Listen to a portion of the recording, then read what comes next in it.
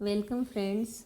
मैं doctor Sunita Beniwal, assistant professor of economics, government girls college Hetamsar Jhunjhunu. आज का हमारा टॉपिक है methods of credit control by central bank, केंद्रीय बैंक द्वारा साख नियंत्रण के उपाय। पिछले वीडियो लेक्चर में हमने देखा था फंक्शंस ऑफ सेंट्रल बैंक। उसमें सेंट्रल बैंक का एक इम्पोर्टेंट फंक्शन हमने पढ़ा था क्रेडिट कंट्रोल। आज हम इसे डिटेल में पढ़ेंगे। तो केंद्रीय बैंक क्या करता है? केंद्रीय बैंक का एक इम्पोर्टेंट कार्य होता है क्रेडिट को कंट्रोल करना।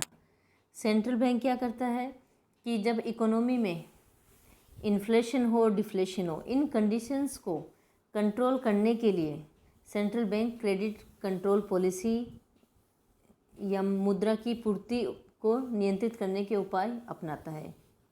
जैसे फर्स्ट हम देखें कि अगर इकोनॉमी में इन्फ्लेशन की कंडीशन है तो इन्फ्लेशन की कंडीशन में क्या होता है, प्राइसेस हाई होती हैं और मनी सप्लाई ज़्यादा होती है। तो केंद्रीय बैंक क्या करता है, मनी सप्लाई को कम करने वाले जो मेजर्स हैं उनको अपनाता है। यानी केंद्रीय बैंक मुद्रा की पूर्ति को या साख के संकुचन के उपाय अपनाता है। अर्थात दूसरे शब्दों में हम कहें तो केंद्रीय बैंक महंगी साख नीति को अपनाता है। इसी तरह से इकोनॉमी में अगर डिफ्लेशन की कंडीशन है तो डिफ्लेशन की कंडीशन में मनी सप्लाई कम होती है और प्राइसेस भी लो होती हैं। तो यहाँ सेंट्रल बैंक का जो ऑब्जेक्टिव होता है वो इकोनॉमी में मनी सप्लाई या साख का विस्तार करना होता है। केंद्रीय बैंक क्या करता है, साख को बढ़ाने के लिए इस तरह के उपाय अपनाता है जिससे कि इकोनॉमी में मनी सप्लाई है वो बढ़े। यानी सस्ती साख नीति को केंद्रीय बैंक अपनाता है। अब हम देखते हैं methods of credit control by central bank. तो यहाँ जो सेंट्रल बैंक है उसके दो तरह के मेजर्स या मेथड हैं। पहला है क्वांटिटेटिव क्रेडिट कंट्रोल यानी मात्रात्मक या परिमाणात्मक साख नियंत्रण के उपाय, और सेकंड है क्वालिटेटिव क्रेडिट कंट्रोल गुणात्मक साख नियंत्रण के उपाय। क्वांटिटेटिव क्रेडिट कंट्रोल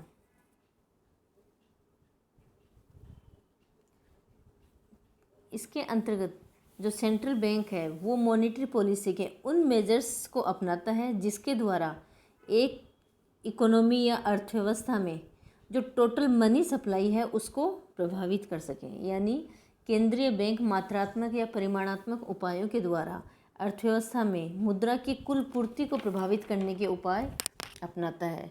इन उपायों से क्या होता है, व्यापारिक बैंकों की जो कैश रिजर्व होते हैं उनके ऊपर डायरेक्ट इफेक्ट पड़ता है। तो इकोनॉमी में टोटल मनी सप्लाई को कंट्रोल करने के लिए क्वांटिटेटिव क्रेडिट कंट्रोल मेजर्स या मात्रात्मक साख नियंत्रण के उपायों को अपनाया जाता है। क्वांटिटेटिव क्रेडिट कंट्रोल में फर्स्ट है बैंक रेट, सेकंड जो मेजर है वो है ओपन मार्केट ऑपरेशंस, थर्ड है कैश रिजर्व रेशियो या CRR, फोर्थ है स्टैट्यूटरी लिक्विडिटी रेशियो या SLR। Qualitative credit control, qualitative credit control में भी हम 4 मेजर्स पढ़ेंगे। Margin requirement, rationing of credit, direct action, और फोर्थ है मोरल सुआसियन। सबसे पहले हम स्टार्ट करते हैं क्वांटिटेटिव क्रेडिट कंट्रोल मेजर्स या मात्रात्मक साख नियंत्रण के उपाय। इन जो मेजर्स हैं उनमें सेंट्रल बैंक इकोनॉमी में टोटल मनी सप्लाई को कंट्रोल करने का कार्य करता है।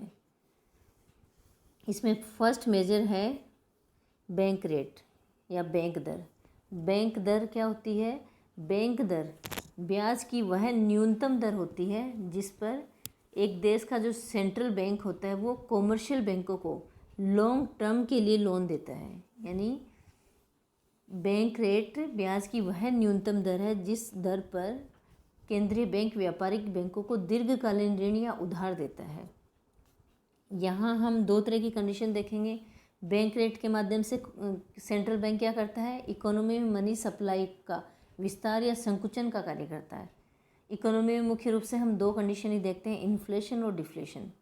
इन्फ्लेशन की कंडीशन देखें यानी मुद्रास्फीति की कंडीशन। मुद्रास्फीति में क्या होता है, लोगों के हाथों में जो मुद्रा की पूर्ति या क्रय शक्ति क्षमता जो होती है वो बहुत अधिक होती है और इकोनॉमी में प्राइसेस हाई होती हैं। ऐसी कंडीशन में जो सेंट्रल बैंक है वो क्या करता है, मनी सप्लाई को कंट्रोल करने के मेजर्स को अपनाता है। तो सेंट्रल बैंक क्या करेगा, मनी इन्फ्लेशन की जो कंडीशन है, सेंट्रल बैंक ऐसी कंडीशन में बैंक रेट को बढ़ा देता है। बैंक रेट बढ़ाने से क्या होगा, जो सेंट्रल बैंक से कॉमर्शियल बैंक उधार ले रहे थे वो उधार लेना महंगा पड़ जाएगा, तो कॉमर्शियल बैंक कम उधार लेंगे, यानी मनी सप्लाई कंट्रोल हो रही है। अब कॉमर्शियल बैंक हैं, अगर उनके लिए बैंक रेट बढ़ गई है तो वो क्या करेंगे, व्यापारिक बैंकों से जो ग्राहक हैं वो उधार लेना चाह रहे हैं उनके लिए ब्याज की दर को भी बढ़ा देता है। तो ऐसी कंडीशन में जो लोन लेना होता है वो महंगा हो जाता है और इकोनॉमी में मनी सप्लाई जो होती है वो कंट्रोल हो जाती है। लोगों के हाथ में मनी कम जाती है जिससे वो डिमांड कम करते हैं, उनकी परचेजिंग पावर कम होती है और इकोनॉमी में जो प्राइसेज होती हैं वो कम हो जाती है और इन्फ्लेशन की कंडीशन को हम कंट्रोल कर सकते हैं। यानी इस केंद्रीय बैंक जो होता है यहाँ पर साख का संकुचन करता है या महंगी साख नीति को अपनाता है। दूसरी कंडीशन हम देखें, डिफ्लेशन की स्थिति या अवस्फीति की स्थिति। अवस्फीति में प्राइसेस कम होती हैं और मनी सप्लाई होती है वो इकोनॉमी में कम होती है। ऐसी कंडीशन में सेंट्रल बैंक का जो ऑब्जेक्टिव है वो इकोनॉमी में मनी सप्लाई को बढ़ाना है। मनी सप्लाई को बढ़ाने के लिए सेंट्रल बैंक जो बैंक रेट है उसको कम कर देगा।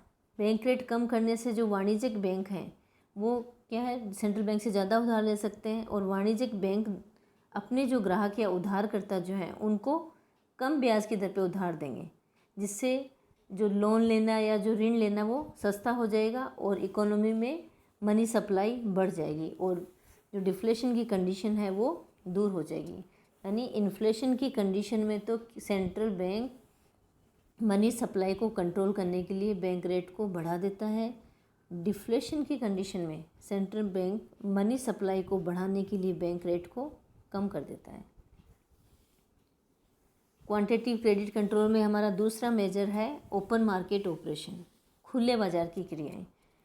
खुले बाज़ार की क्रियाएं वे क्रियाएं होती है जिनमें केंद्रीय बैंक जो होता है वो सिक्योरिटीज़ को ओपन मार्केट में या तो बेचता है या खरीदता है। इसके माध्यम से इकोनॉमी में मनी सप्लाई को कंट्रोल किया जाता है। यहाँ भी हम दो कंडीशन देखें, जैसे इन्फ्लेशन की कंडीशन है, इन्फ्लेशन में हमें क्या करना है, मनी सप्लाई को कंट्रोल करना है, यानी साख का संकुचन करना है। तो ऐसी कंडीशन में हमारा सेंट्रल बैंक या जो आरबीआई है वो क्या करेगा, सिक्योरिटीज़ को बेचेगा। सिक्योरिटीज़ को बेचने से वो किसको बेचेगा, पब्लिक या ये जो कॉमर्शियल बैंक है।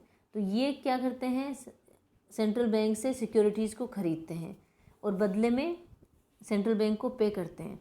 तो इससे क्या होगा, जो पब्लिक की या जो ये कॉमर्शियल बैंक हैं उनकी मनी सप्लाई जो होती है वो कम हो जाएगी और इनकी उधार देने की क्षमता कम होने की वजह से इकोनॉमी में मनी सप्लाई या साख का संकुचन होता है और प्राइसेस कम हो जाती हैं और इन्फ्लेशन की जो कंडीशन है उसको कंट्रोल किया जा सकता है। दूसरी जो हमारी कंडीशन है वो है डिफ्लेशन। डिफ्लेशन में इकोनॉमी में मनी सप्लाई को बढ़ाने का ऑब्जेक्टिव है, क्योंकि ऐसी स्थिति में जो प्राइसेज हैं वो हमारी कम होती हैं। तो सेंट्रल बैंक क्या करता है, ओपन मार्केट में सिक्योरिटीज़ को ख़रीदना चालू कर देता है। अब सेंट्रल बैंक सिक्योरिटीज़ को ख़रीद रहा है तो वो क्या करेगा, बदले में जो अन्य जो बैंक हैं, पब्लिक है या कमर्शियल बैंक है, उनको आरबीआई या सेंट्रल बैंक पे करेगा।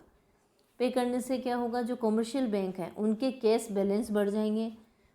तो उधारकर्ताओं को ये जो कमर्शियल बैंक है ज़्यादा उधार देंगे, इकोनॉमी में मनी की सप्लाई बढ़ जाएगी और लोगों के हाथ में अधिक मनी आने की वजह से उनकी परचेजिंग पावर बढ़ेगी, डिमांड बढ़ेगी और लास्ट में प्राइसेज जो होती है वो हाई होने लग जाएंगी और इकोनॉमी में क्रेडिट कंट्रोल मेजर्स को हम अपना सकते हैं। इन्फ्लेशन की कंडीशन में सेंट्रल बैंक सिक्योरिटीज़ को बेचता है और डिफ्लेशन की कंडीशन में सेंट्रल बैंक इकोनॉमी में मनी सप्लाई को बढ़ाने के लिए सिक्योरिटीज़ को खरीदता है। थर्ड मेजर हमारा है कैश रिजर्व रेशियो, नकद कोष अनुपात या CRR। CRR क्या होता है कि जो कॉमर्शियल बैंक होते हैं उनको अपने टोटल डिपॉजिट्स जो होते हैं उनका एक मिनिमम रेशियो सेंट्रल बैंक के पास आवश्यक रूप से रखना पड़ता है, उसे हम CRR कहते हैं। इस CRR के मेजर्स के माध्यम से सेंट्रल बैंक जो है वो इकोनॉमी में मनी सप्लाई को कंट्रोल करता है। जैसे शुरू में हम मान रहे हैं कि इन्फ्लेशन की कंडीशन है, इन्फ्लेशन की कंडीशन में हमें मनी सप्लाई को कंट्रोल करना है, तो सेंट्रल बैंक CRR को बढ़ा देगा। CRR बढ़ाने से क्या होगा कि जो कॉमर्शियल बैंक हैं उनको अपने टोटल डिपॉजिट्स का ज़्यादा जो पार्ट है वो सेंट्रल बैंक के पास में जमा कराना पड़ेगा, जिससे कॉमर्शियल बैंकों के पास में मनी सप्लाई कम हो जाएगी, वो कम उधार देंगे। कम उधार देने से जो पब्लिक है उनके पास कम खर्चा होगा, उनकी डिमांड कम होगी और लास्ट में जो प्राइसेज होती हैं वो कम हो जाएंगी और इन्फ्लेशन की जो कंडीशन है उसको कंट्रोल किया जा सकता है। यानी इन्फ्लेशन में सेंट्रल बैंक CRR रेट को बढ़ा के मनी सप्लाई को कंट्रोल करता है। दूसरी कंडीशन है डिफ्लेशन। डिफ्लेशन में इकोनॉमी में मनी सप्लाई को बढ़ाना है क्योंकि प्राइसेस हमारी लो हैं। मनी सप्लाई को बढ़ाने के लिए सेंट्रल बैंक CRR को घटा देता है, जिससे कॉमर्शियल बैंक होते हैं वो अपने टोटल डिपॉजिट्स का एक कम परसेंटेज जो हिस्सा होता है वो सेंट्रल बैंक के पास जमा कराते हैं, तो एक बड़ा जो कैश रिजर्व का हिस्सा है वो कॉमर्शियल बैंकों के पास रह जाता है और कॉमर्शियल बैंक उससे ज़्यादा उधार दे सकते हैं। लोगों के हाथ में ज़्यादा मनी पहुंचती है, वो डिमांड ज़्यादा करते हैं और प्राइसेस बढ़ने लग जाती है और डिफ्लेशन की जो कंडीशन है उसको हम सोल्व कर सकते हैं। तो CRR मेजर्स के द्वारा सेंट्रल बैंक जो होता है वो इन्फ्लेशन की कंडीशन में CRR को बढ़ाकर मनी सप्लाई को कंट्रोल करता है और डिफ्लेशन की कंडीशन में सेंट्रल बैंक CRR को घटाकर इकोनॉमी में मनी सप्लाई को बढ़ाता है। फोर्थ मेजर हमारा है वैधानिक तरलता अनुपात या SLR। SLR क्या होता है कि जो कॉमर्शियल बैंक्स होते हैं उनको अपनी जो एसेट्स हैं उनका एक निश्चित प्रतिशत भाग जो होता है वो अपने खुद के पास में या तो कैश रूप में या लिक्विड एसेट्स के रूप में कानूनी तौर पर अपने पास रखना पड़ता है, उसे हम SLR कहते हैं। SLR में क्या होगा, जैसे इन्फ्लेशन की कंडीशन है इकोनॉमी में, हमें मनी सप्लाई को कंट्रोल करना है तो सेंट्रल बैंक क्या करेगा, SLR को बढ़ा देगा।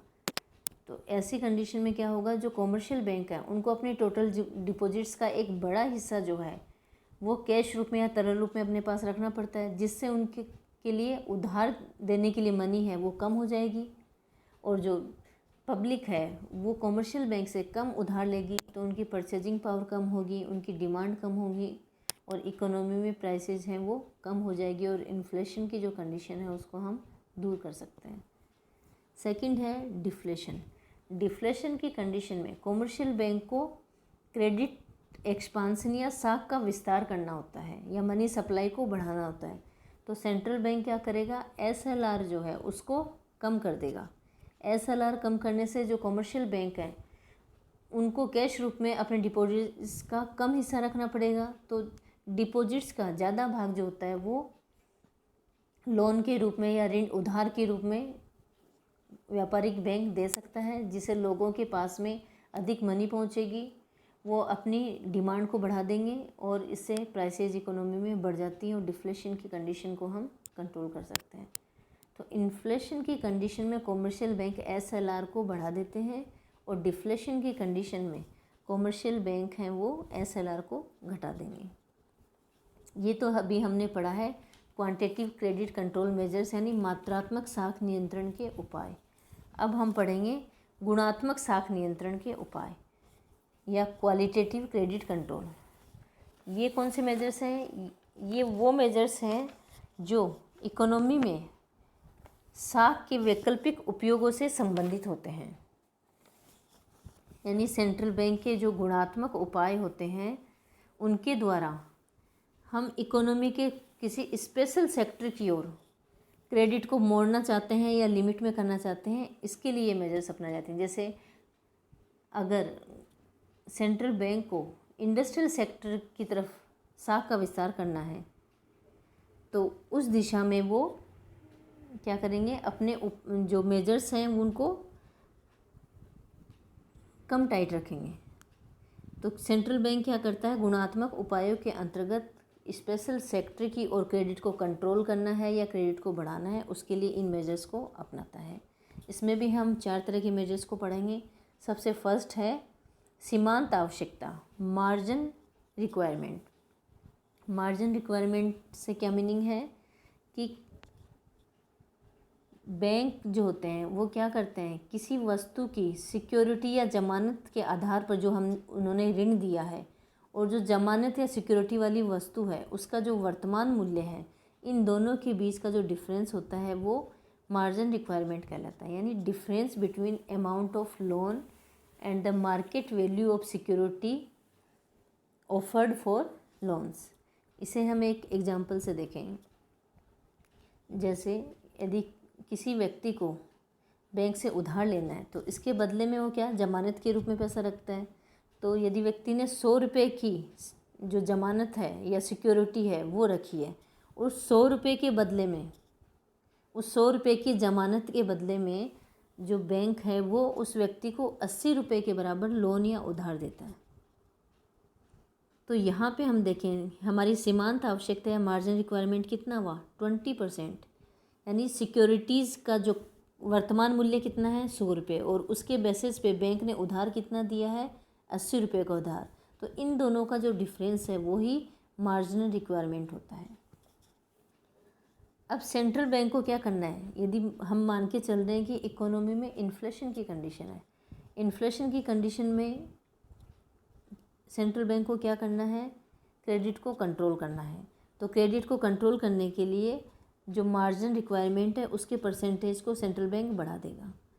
तो बढ़ा देने से क्या होगा, मान लीजिए ये 20% था, इसकी जगह ये 30% कर दें। 30% मतलब 100 रुपये की ज़मानत पे अब बैंक कितने का उधार देगा, केवल 70 रुपये का उधार देगा। तो यहाँ 30% क्या हो जाएगी, सीमांत आवश्यकता हो जाएगी। तो इसकी वजह से क्या होगा, लोगों को उधार कम मिलेगा, उधार कम मिलेगा तो वो डिमांड कम करेंगे और जो प्राइसेज हैं वो कंट्रोल हो जाएंगी और इन्फ्लेशन की कंडीशन इकोनॉमी में दूर हो जाएगी। इसी तरीके से यदि हम डिफ्लेशन की कंडीशन देखें तो डिफ्लेशन की कंडीशन में सेंट्रल बैंक क्या करेगा, मार्जिनल रिक्वायरमेंट है उसके परसेंटेज को कम कर देगा। जैसे 20% की बजाय अगर 10% कर दें तो अब क्या होगा, जो 100 रुपये के बराबर हमने सिक्योरिटी के रूप में रखे हैं उसके बदले में हमें 90 रुपये का उधार मिलेगा। तो यहाँ मार्जिनल रिक्वायरमेंट कितनी हुई, 10%। तो डिफ्लेशन की कंडीशन में इकोनॉमी में मनी की सप्लाई को बढ़ाने के लिए मार्जिनल रिक्वायरमेंट कम कर देंगे तो लोगों को उधार ज़्यादा मिलेगा, उनके हाथ में परचेजिंग पावर आएगी, वे डिमांड करेंगे और इससे जो प्राइसेज हैं वो हाई हो जाएंगे और डिफ्लेशन की कंडीशन को इकोनॉमी में कंट्रोल किया जा सकता है। तो इन्फ्लेशन की कंडीशन में तो मार्जिनल जो रिक्वायरमेंट है उसको बढ़ा दिया जाता है और डिफ्लेशन की कंडीशन में इकोनॉमी में साख का विस्तार करने के लिए मार्जिनल रिक्वायरमेंट को घटा दिया जाता है। सेकंड हमारा क्वालिटेटिव क्रेडिट कंट्रोल मेजर है साख की राशनिंग, राशनिंग ऑफ क्रेडिट। साख की राशनिंग से क्या मीनिंग है कि हमारी जो कॉमर्शियल एक्टिविटीज़ हैं उनके लिए सेंट्रल बैंक जो साख की मात्रा है उसका कोटा फिक्स कर देता है। यानी एक स्पेशल सेक्टर के लिए कोटा फिक्स कर देता है कि इस सेक्टर को साख की मात्रा का इतना परसेंटेज दिया जाएगा। और साख की राशनिंग इकोनॉमी में कब की जाती है, जब इकोनॉमी में विशेष रूप से जो स्पेकुलेटरी एक्टिविटी या सट्टे की जो क्रियाएं हैं उनके लिए दिए जाने वाले लोन को हमें कम करना हो। सेंट्रल बैंक द्वारा साख की राशनिंग की गई है तो उसका पालन कॉमर्शियल बैंकों को करना पड़ता है और लोन देते समय जो कॉमर्शियल बैंक हैं वो कोटे की सीमा से अधिक लोन नहीं दे सकते हैं। थर्ड मेजर हमारा है प्रत्यक्ष कार्रवाई या डायरेक्ट एक्शन। प्रत्यक्ष कार्रवाई में क्या होगा, जो सेंट्रल बैंक है वो कॉमर्शियल बैंकों के खिलाफ डायरेक्ट एक्शन ले सकता है और ये एक्शन तब लिया जाता है जब कॉमर्शियल बैंक सेंट्रल बैंक की जो पॉलिसीज होती हैं उनका पालन नहीं करते हैं। जैसे एक मेजर्स के रूप में यदि हम देखें तो सेंट्रल बैंक है अगर वो पालन नहीं करे तो उनके लिए बैंक रेट को बढ़ा सकता है। इसी तरीके से अगर बैंकिंग प्रणाली के मेंबर के रूप में उस बैंक की मान्यता को भी रद्द किया जा सकता है। तो इकोनॉमी में क्रेडिट को कंट्रोल करने के लिए सेंट्रल बैंक जो है वो डायरेक्ट एक्शन को अपनाता है। लास्ट हमारा मेजर्स है नैतिक प्रभाव या मोरल सुआसियन।